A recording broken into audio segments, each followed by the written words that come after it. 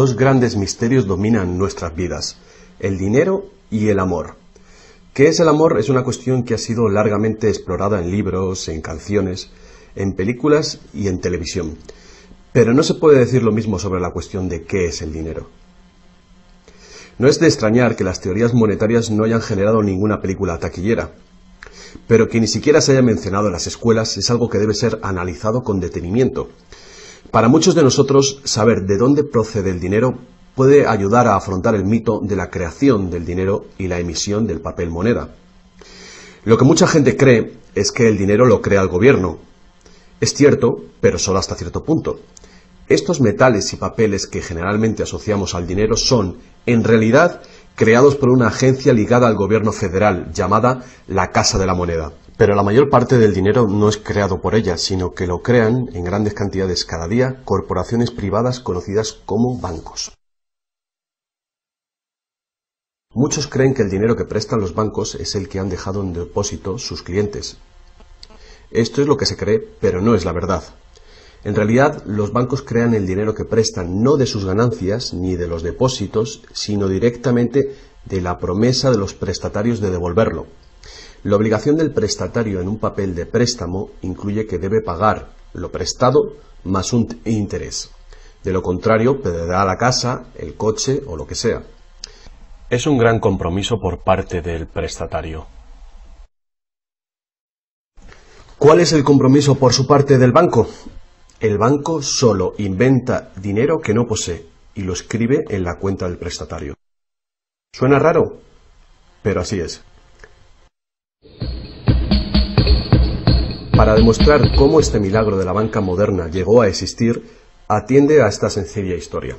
Es el cuento de los Goldsmith. Hace un tiempo casi cualquier cosa se utilizaba como dinero. Tan solo tenía que ser portable y suficiente gente tenía que tener fe en que después se podría intercambiar por cosas que todo el mundo valorara, como comida, ropa, joyas, conchas, piedras preciosas, semillas de coco, bonitas piedras e incluso plumas. Todas ellas fueron utilizadas como dinero. El oro y la plata eran atractivas, ligeras y fáciles de llevar, así que algunas culturas se especializaron en trabajar estos materiales. Los trabajadores del oro, los Goldsmith, recuerda este nombre, lo pudieron convertir fácilmente en monedas, estandarizando las unidades de oro en función de su peso y de la pureza, hasta certificarlas. Para proteger su oro, los Goldsmith necesitaban una caja fuerte, y pronto sus vecinos llegaron a su casa para pedirles que les alquilaran un espacio donde guardar su dinero y sus joyas.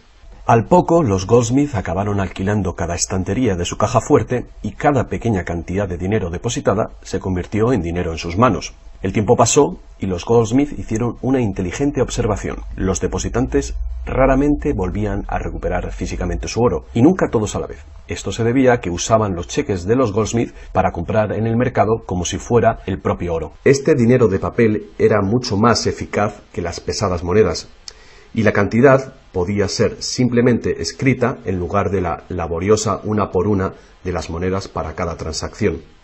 Mientras tanto, los Goldsmith crearon otro negocio. Prestaban su oro introduciendo un interés. Al tiempo que su papel moneda empezaba a ser aceptado, los prestatarios comenzaron a pedir sus préstamos en forma de estos cheques en lugar del metal. Su industria se expandió mientras más y más gente les pedía guardar su oro, lo que dio a los Goldsmith una idea todavía mejor. Sabía que muy pocos de sus depositantes sacaban su oro alguna vez, así que los Goldsmith pensaron que también podrían escribir más cheques ahora en función de los cheques del oro que habían dejado los depositantes en su cámara, además del oro de los depositantes que guardaban propiamente. Así, con tal de que devolviese el oro a los depositantes que lo desearan recuperar, nadie se daría cuenta del truco. Lo que no se sabe, no se siente. Y los Goldsmith, ahora más banqueros que artesanos, hicieron un mayor negocio del que podrían haber hecho prestando únicamente su propio dinero. Durante años se hicieron un beneficio secreto fabuloso, con los intereses de los depósitos de todos sus vecinos. Pero ahora que se había hecho una prominente figura en el pueblo, se levantaron sospechas de que estaba gastando el dinero de sus depositantes y amenazaron con sacar todo su oro si Goldsmith no explicaba su repentina riqueza. Al contrario de lo que se podría pensar, esto no afectó a su fortuna. A pesar de la duplicidad patente de su truco, su idea funcionó porque los depositantes no perdieron nada de su oro. Estaba seguro en la cámara de Goldsmith. En vez de sacar su oro, los depositantes acordaron que Goldsmith, ahora convertido en su banquero, debía compartir la fortuna que habían contribuido a crear, otorgándoles un interés por su oro. Esto fue el comienzo de la banca. El banquero pagaba un pequeño interés por el depósito del dinero de otra gente que después prestaba a un interés mayor. La diferencia cubría los costes de operación del banquero y su beneficio. La lógica del sistema parecía sencilla y cubría la necesidad de las personas de crédito. Pero esta no es la manera en la que trabaja la banca hoy en día. El banquero Goldsmith no estaba del todo contento con lo que ganaba, después de descontar el interés que pagaba a los depositantes, y la demanda de crédito crecía con fuerza, mientras los europeos se expandían por América. Sus préstamos estaban limitados por la cantidad de oro que permanecía en su caja. Ahí es cuando tuvo una idea todavía mejor. Como nadie sino él sabía cuánto oro había en la caja, podía hacer cheques sobre dinero que ni siquiera existía.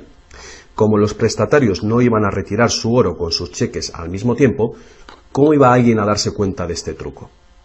Esta nueva cara del negocio funcionó muy bien, y el banquero se hizo inmensamente rico con los intereses de un oro que ni siquiera existía. La idea de que el banquero creaba dinero de la nada era demasiado extraordinaria para creerla. Por lo tanto, el fraude no fue descubierto por la gente durante mucho tiempo. El poder de crear dinero hizo que el banquero se sintiese prepotente, como podrás imaginar. Pero con el tiempo, la cantidad de los préstamos del banquero y su escandalosa riqueza hizo que una vez más se levantara sospechas. Algunos clientes empezaron a reclamar su oro en lugar de la representación en papel. Los rumores se propagaron y todos los demás depositantes acudieron reclamando su oro. El juego se acabó. La marea de propietarios de cheques intentando recuperar su oro creó largas colas, y el banquero no tenía oro y plata suficiente para devolver a sus legítimos propietarios. Esto se llama el pánico de los ahorradores, y es lo que todo banquero teme que suceda. Este fenómeno puede suceder en un determinado banco, pero afecta a la confianza del público en todos los demás banqueros. Todo hubiera sido mucho más fácil si, antes que nada, se hubiera prohibido la creación del dinero desde la nada. Pero las grandes cantidades de crédito eran esenciales para la expansión de los países europeos. Así que, en lugar de prohibir esta práctica, fue legalizada y regulada.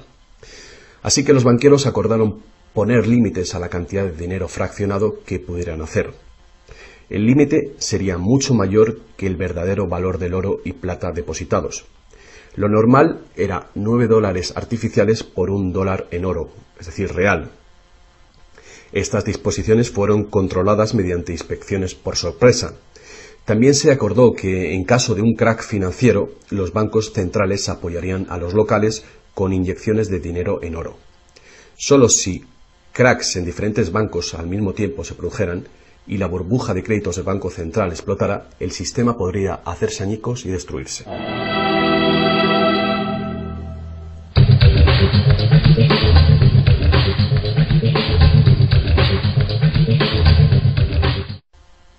A lo largo de los años, el dinero fraccionado y su sistema integrado por un banco central regulador se ha convertido en el sistema bancario dirigente del mundo. Al mismo tiempo, el sistema fraccional del oro apoyando al dinero como deuda ha desaparecido. La naturaleza básica del dinero ha cambiado.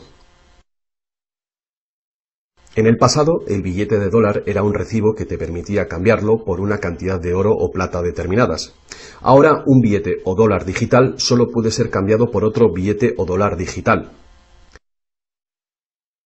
En el pasado, el crédito creado por los bancos privados solo existía en la forma de billetes de banco que la gente podía rehusar, como ahora se pueden rehusar otros cheques privados. En el presente, el crédito creado por bancos privados está legalmente aprobado que se convierta por dinero de flujo legal, es decir, los dólares, euros o libras que usualmente creemos que es dinero. El dinero de confianza, es decir, el fiat money, es dinero creado por decreto del gobierno, y la ley afirma que el público debe aceptar este dinero para todo tipo de deudas, o si no, los tribunales no considerarán la obligación de pagar esa deuda. Así que ahora la cuestión es, si tanto los bancos como los gobiernos pueden crear dinero, entonces, ¿cuánto dinero existe? Antes, la cantidad total de dinero en existencia estaba limitada por la cantidad y cualidad física de esa cosa usada como dinero. Por ejemplo, para crear dinero en oro o en plata, se debía extraer una cierta cantidad de estos metales de las minas. En el presente, el dinero es literalmente creado como deuda. Se crea nuevo dinero cada vez que una persona toma un préstamo de un banco. Como resultado, el montante total del dinero que puede ser creado solo tiene un límite: el nivel total de la deuda.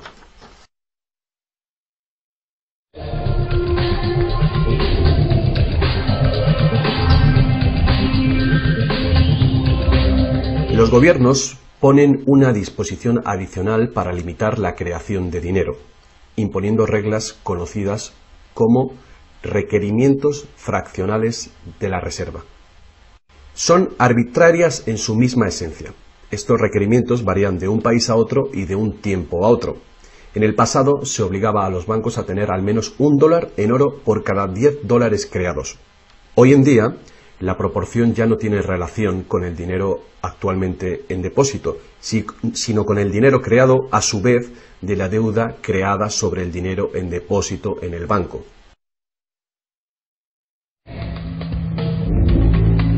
Actualmente, las reservas de un banco consisten de dos cosas: la cantidad del dinero del Estado o equivalente más la cantidad existente de dinero deuda que el banco tiene en depósito. Para ilustrar esto de una manera simple, imaginemos que ha abierto un banco nuevo y todavía no tiene depósitos. Los inversores en este banco han hecho un depósito de $1.111,12. Este es el dinero existente en el Banco Central, que llamaremos principal. La proporción de dinero en reserva es de 9:1. Paso 1. Las puertas se abren y el banco da la bienvenida a su primer cliente. Necesita $10.000 para comprar un coche. Con la proporción de 9:1, el nuevo banco necesita que el Banco Central le permita crear 9 veces esa cantidad, o $10.000, desde la base de la deuda contraída por la solicitud de préstamo del cliente. Esos $10.000 no se sacan de ningún lado. Es nuevo dinero simplemente tecleado en un ordenador como crédito del banco en la cuenta del cliente. El cliente tiene que firmar ese crédito para conseguir el dinero para comprarse el coche. Paso 2. El vendedor entonces deposita estos 10.000 nuevos dólares creados en el banco. Al contrario que el dinero creado por el gobierno, depositado en el Banco Central, este nuevo dinero creado por el crédito no puede ser multiplicado por la proporción de la reserva. En lugar de ello, es dividido por el ratio de la reserva, en una proporción de 9:1. Un nuevo préstamo de $9.000 puede ser creado sobre la base del depósito de $10.000. Si esos $9.000 son depositados por una tercera persona en el mismo banco que lo creó en uno diferente, se convierte en una base legal para un tercer asunto de crédito bancario, esta vez por la cantidad de $8.100. Al igual que con las muñecas rusas, cada nivel contiene un pequeño dólar dentro de otro pequeño dólar. Cada depósito contiene el potencial para otro pequeño crédito en una infinita serie decreciente. Si el dinero del préstamo creado no es depositado en el banco, el proceso se detiene. Esta es la parte impredecible del mecanismo de creación de dinero basado en la deuda. Pero lo más probable es que el nuevo dinero creado en cada paso será depositado en el banco, y el proceso de la proporción de reserva de dinero se repetirá una y otra vez hasta que los $100.000 de nuevo dinero se hayan creado dentro del sistema bancario. Todo este nuevo dinero se habrá creado enteramente desde la deuda, y el proceso entero habrá sido autorizado legalmente por el depósito inicial de $1.111,12 que todavía permanecerán en el Banco Central. Lo que resulta más ingenioso de este sistema es que los libros de contabilidad de cada banco en la cadena deben mostrar que tiene un 10% más de depósitos que de préstamos. Esto da a los bancos el incentivo de adquirir depósitos para poder hacer préstamos, apoyando la impresión común pero falsa de que los préstamos proceden de los depósitos. A menos que los sucesivos préstamos estén depositados en el mismo banco, no se podrá decir que algún banco en particular haya pasado su límite inicial de 9-1 creando deuda de la nada. De cualquier manera, el sistema bancario es un círculo cerrado. El crédito bancario que crea un banco se convierte en el depósito en otro y viceversa. En un hipotético mundo de perfectos intercambios, el efecto último sería exactamente el mismo que si todo el proceso tuviera lugar en un solo banco. Esto es, el depósito en reserva inicial de $1.111,12 permite recolectar intereses por valor de más de $100.000 que el banco nunca ha tenido.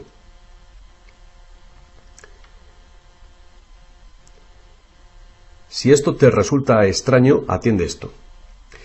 En tiempos recientes, como resultado de la presión de los lobbies bancarios, los requerimientos para hacer un depósito de reserva en el Banco Central prácticamente han desaparecido en la mayoría de los países. Y las proporciones de reserva pueden ser más altas que 9-1. Para algunas cuentas, 20-1 y para otras, 30-1 son comunes. E incluso más recientemente, usando tarifas para los préstamos y así aumentar los ratios de requerimientos de reservas de los clientes, los bancos ahora han encontrado una manera de eludir las limitaciones de los requerimientos de la reserva fraccionaria por completo. Así que cuando las reglas son complejas, el sentido común real es bastante simple. Los bancos pueden crear tanto dinero como nosotros podemos pedir prestado.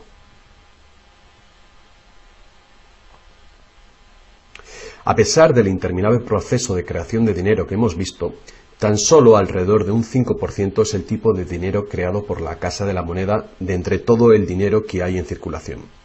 Más del 95% de todo el dinero en el mercado hoy ha sido creado por alguien firmando una solicitud de endeudamiento con un banco. Y lo que es más, este dinero bancario de crédito es creado y destruido en grandes cantidades cada día, según se conceden nuevos préstamos y los viejos son pagados.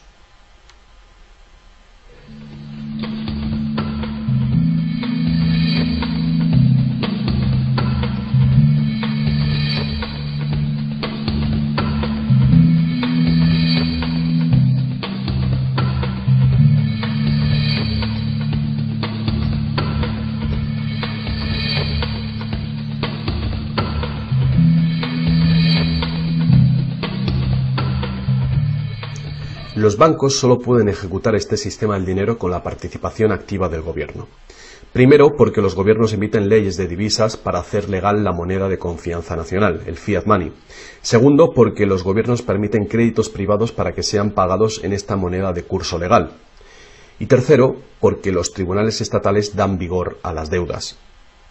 Por último, los gobiernos aprueban regulaciones para proteger el funcionamiento del sistema monetario y su credibilidad ante el público sin hacer nada para contar a la ciudadanía de dónde procede el dinero. La verdad desnuda es que cuando firmamos la solicitud de una hipoteca o de un préstamo, nuestra firma promete un pago avalado por los bienes que daremos si no conseguimos pagarlo. Y estas son las únicas cosas de verdadero valor envueltas en la transacción. Cualquiera que crea que cumpliremos con la obligación la puede considerar como un bien o valor intercambiable o vendible. Es una deuda y por lo tanto una forma de dinero.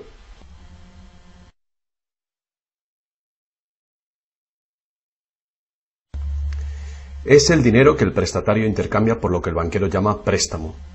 Así que un préstamo en el mundo real quiere decir que el prestamista debe tener algo que prestar. Si tú necesitas un martillo, prestarte la promesa de un martillo que no existe no te va a servir para nada.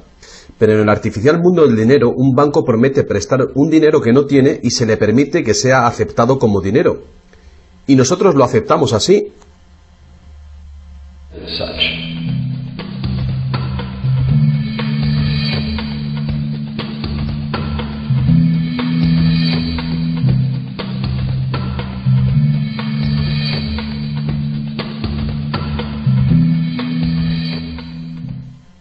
Una vez que el prestatario firma la solicitud de préstamo, el banco lo consigna como una transacción en su ordenador, con unas cuantas claves, escribiendo una deuda del prestatario con el banco.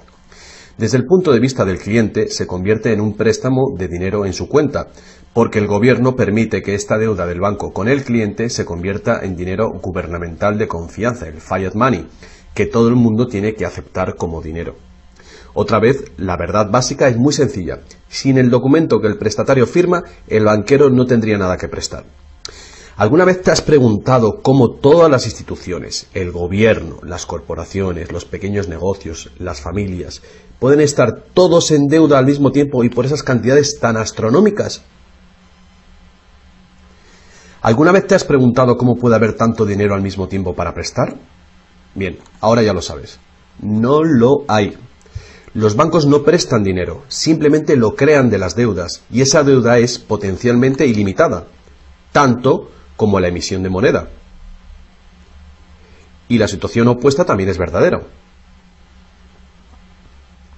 ¿No es asombroso que a pesar de la increíble riqueza de recursos, de innovaciones y productividad que nos rodean, casi todos, desde los gobiernos hasta las compañías y los individuos, estén en graves deudas con los banqueros? Si la gente se parara a pensar cómo esto puede suceder, ¿cómo puede ser que la gente que produce la verdadera riqueza en el mundo estén en deuda con aquellos que únicamente prestan el dinero que representa la riqueza? Todavía más alucinante es que una vez que te das cuenta de que el dinero en realidad es deuda, nos damos cuenta de que si no hubiera deuda, no habría dinero.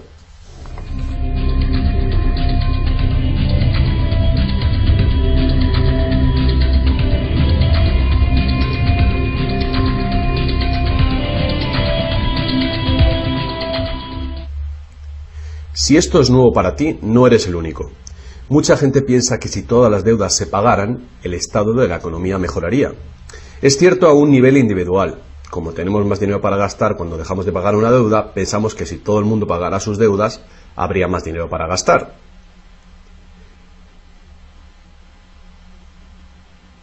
Pero la verdad es justamente la contraria. No habría dinero de ningún tipo.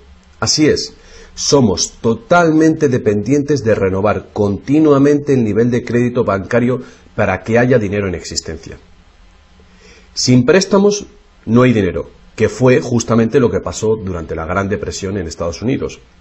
El suministro de dinero se cortó drásticamente, al tiempo que los suministros de préstamos se cortaban.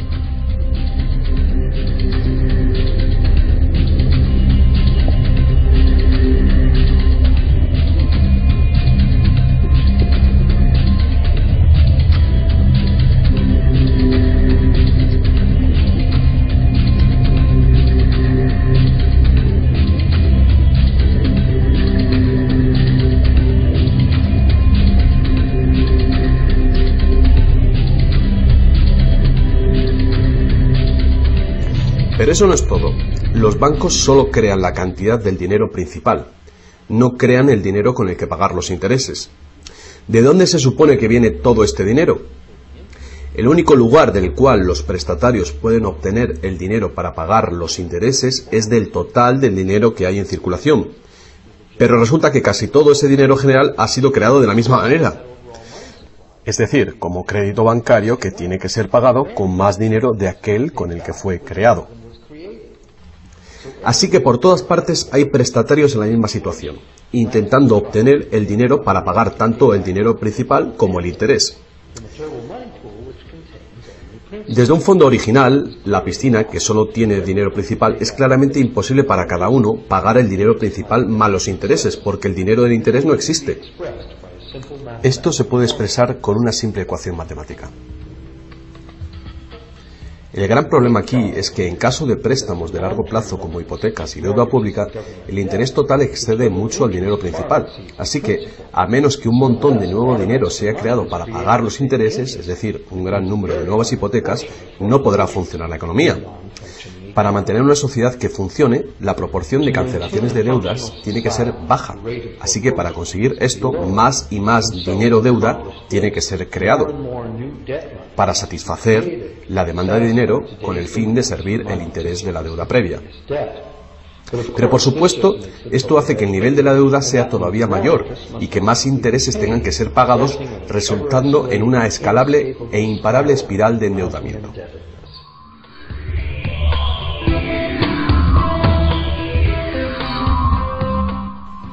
Tan solo el lapso de tiempo entre el dinero creado procedente de los nuevos préstamos y su devolución evita la bancarrota del sistema entero. De cualquier manera, el increíble monstruo del crédito que se hace más y más grande necesita que se cree más y más dinero de deuda para alimentar el sistema y cada vez se hace más urgente. ¿Por qué los intereses son tan bajos? ¿Pueden los intereses bajar más? ¿Por qué nos ofrecen insistentemente tarjetas de crédito en el correo? ¿Por qué el gobierno americano gasta más rápido que nunca? ¿Es posible que el sistema colapse por completo y con él el sistema monetario? Las personas racionales deben preguntarse, ¿se puede sostener esto indefinidamente? ¿No es inevitable el colapso?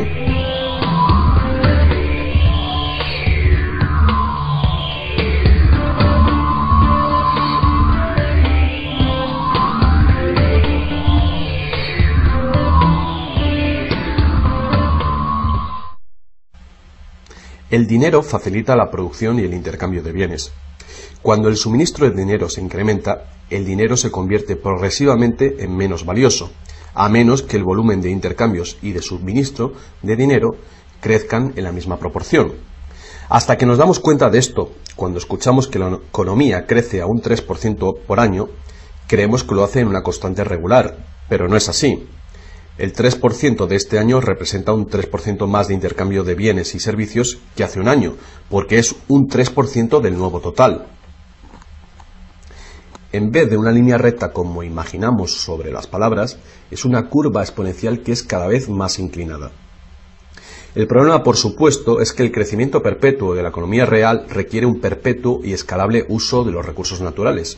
Más y más cosas tienen que ir desde los recursos naturales hasta los basureros cada año para evitar que el sistema colapse. ¿Qué podemos hacer ante esta terrorífica situación?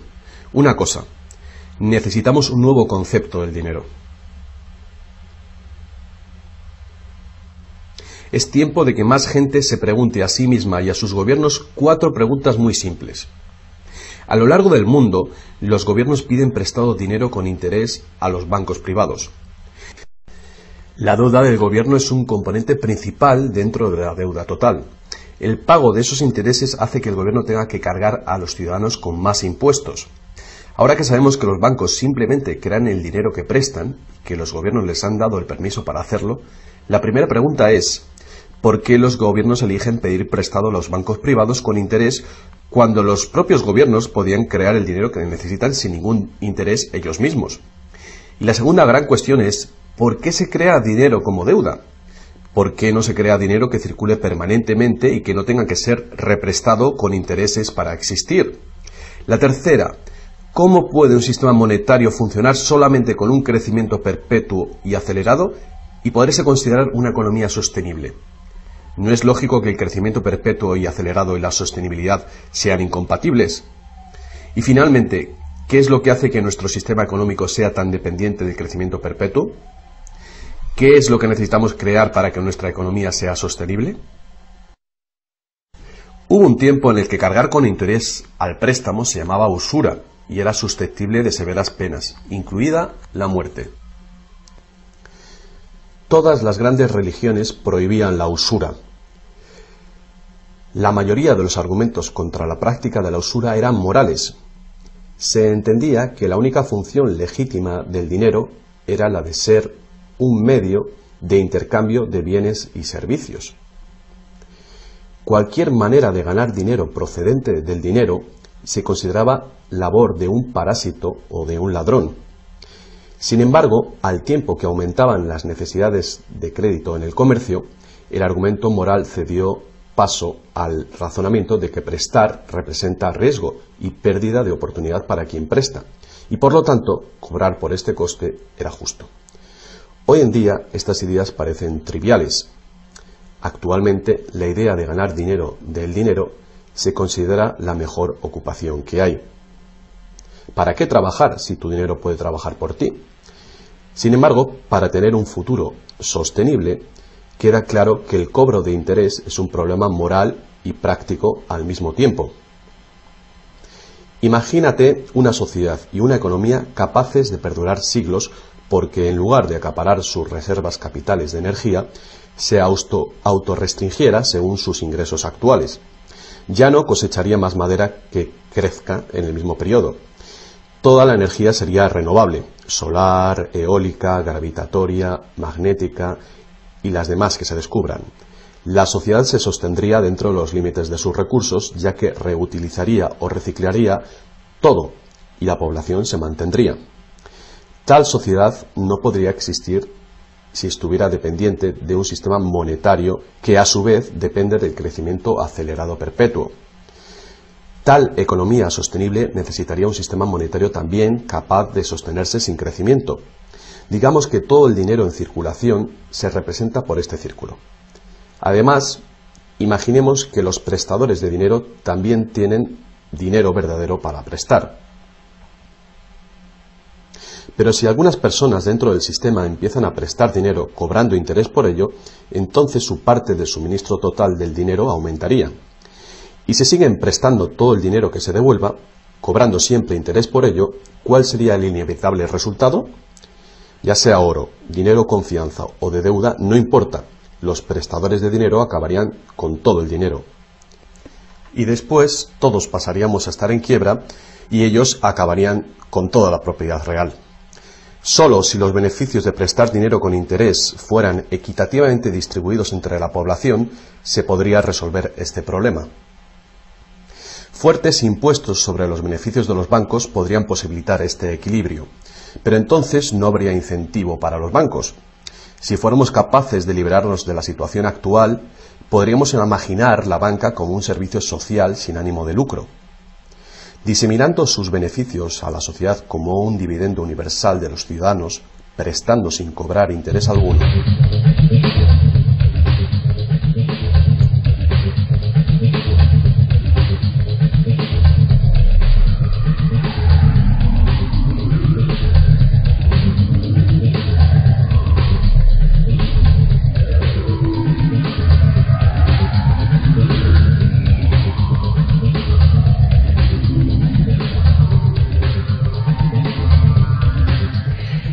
Si es la naturaleza fundamental del sistema lo que causa los problemas, correcciones al propio sistema jamás resolverán los problemas.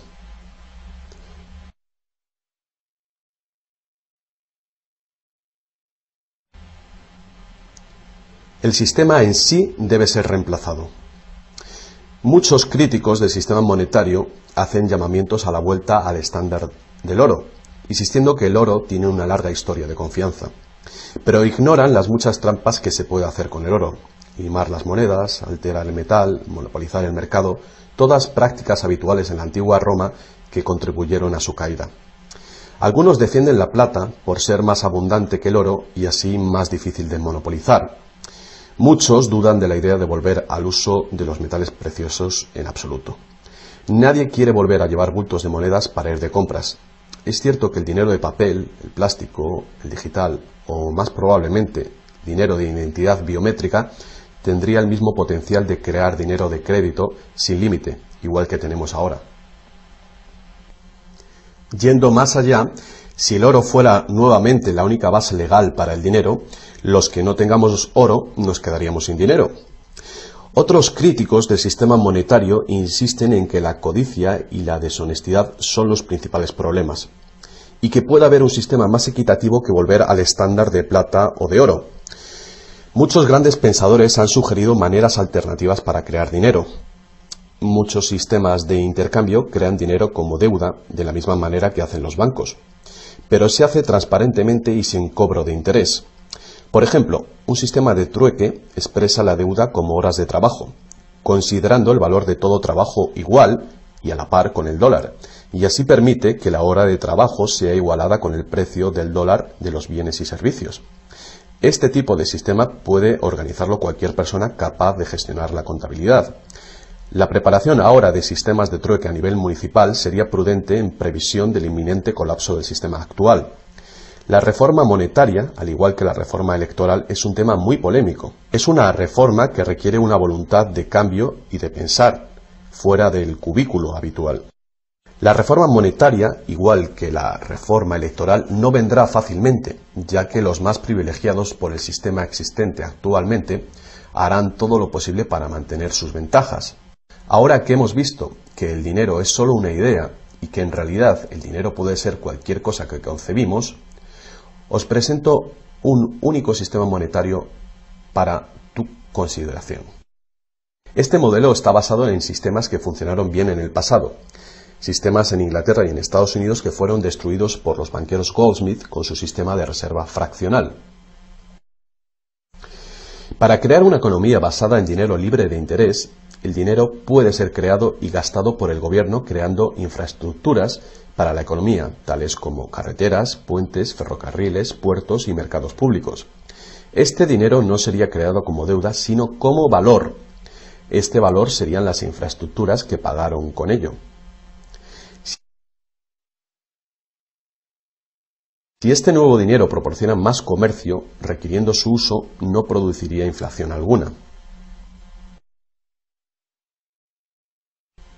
En el caso de que los gastos gubernamentales sí causaran devaluación o inflación, habría dos posibilidades para resolverlo.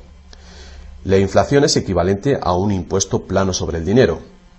No importa si el valor del dinero se devalúa en un 20% o si el gobierno nos quita con impuestos un 20%. El efecto en nuestro poder adquisitivo es el mismo.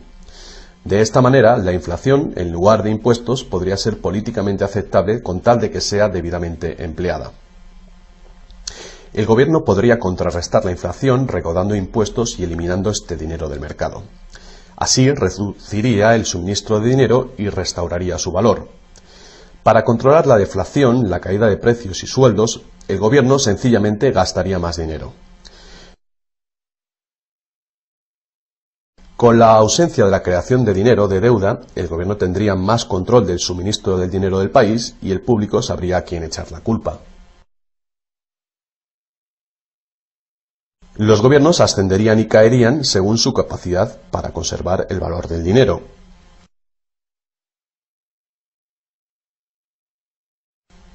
El gobierno dependería de los impuestos como ahora, pero los impuestos llegarían mucho más lejos, ya que ninguna parte de ellos se gastaría en pagar intereses a los banqueros. No podría haber ninguna deuda nacional si el gobierno sencillamente creara el dinero que necesita. Nuestro perpetuo servicio a los bancos pagando la deuda dejaría de existir.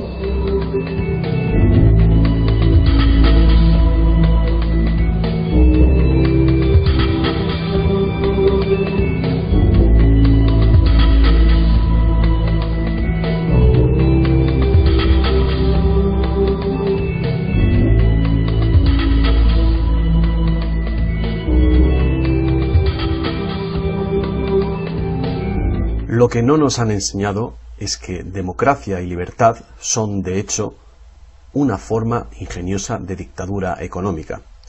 Mientras toda nuestra sociedad dependa de un suministro de crédito bancario para sus necesidades monetarias, los banqueros serán quienes deciden quién tendrá el dinero que se necesita y quién no. And who doesn't?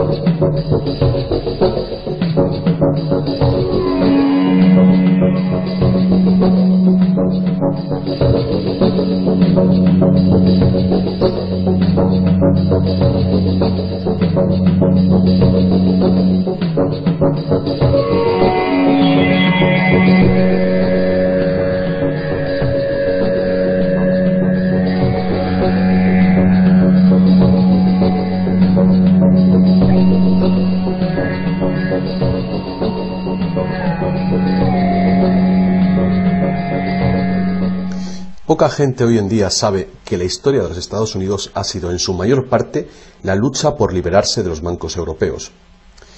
Esta lucha llegó a su fin en el año 1913, cuando el presidente Wilson ratificó el Acta de la Reserva Federal, permitiendo así al cártel de banqueros internacionales controlar el dinero de Estados Unidos.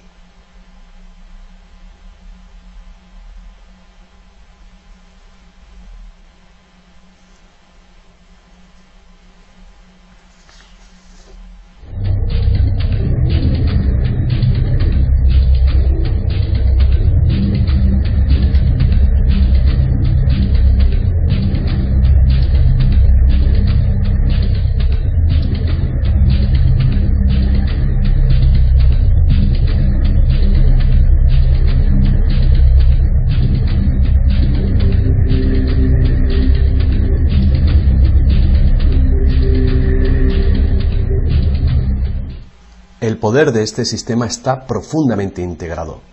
También lo está el silencio del tema entre los medios de información y en la educación.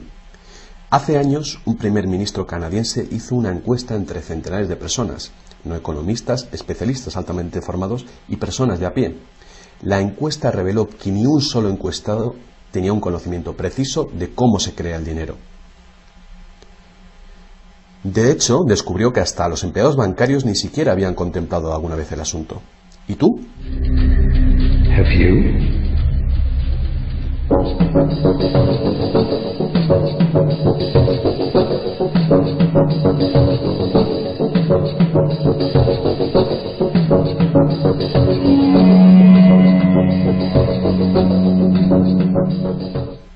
El sistema moderno de dinero como deuda nació hace más de 300 años, cuando un decreto real otorgó al primer Banco de Inglaterra el poder de emitir recibos de oro fraccionales con un modesto porcentaje de 2:1.